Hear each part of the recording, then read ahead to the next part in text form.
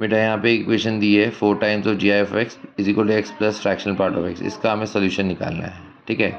अब हमें पता है कि x की वैल्यू क्या होती है, G I F of X plus fractional part of X, right. x को हम ऐसे रिप्रेजेंट कर सकते हैं। तो यहाँ मैंने x की जगह G I F X plus fractional part of X लिखा, मतलब राइट साइड में ये टर्म आ गया।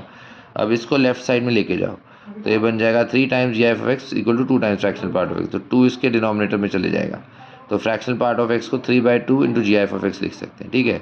अब हमें पता है, देखो फ्रैक्शनल पार्ट ऑफ एक्स का जो ग्राफ होता है वो इस टाइप से होता है, राइट। 0 से 1 में हमेशा लाई करता है उसका रेंज, ठीक है।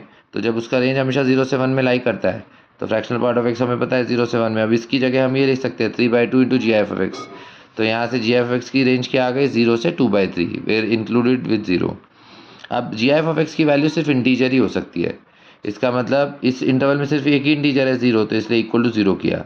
और जब जी आई एफ ऑफ एक्स 0 होता है तो एक्स का रेंज 0 से 1 में होता है, ठीक है। तो x का रेंज 0 से 1 में हुआ। अब जी आई एफ ऑफ एक्स की वैल्यू 0 है, तो ये जो इक्वेशन है इसमें जी आई एफ एक्स को 0 डाल दो, 3/2 इंटू 0, मतलब फ्रैक्शनल पार्ट ऑफ x 0 बन गया। और x क्या होता है, G I F X plus fractional part of x। तो जी आई एफ एक्स भी 0 है, फ्रैक्शनल पार्ट ऑफ x भी 0 है, तो दोनों वैल्यूज में पुट किया, 0 + 0 = 0, मतलब यहाँ पे x की वैल्यू 0 आ गई। ओके।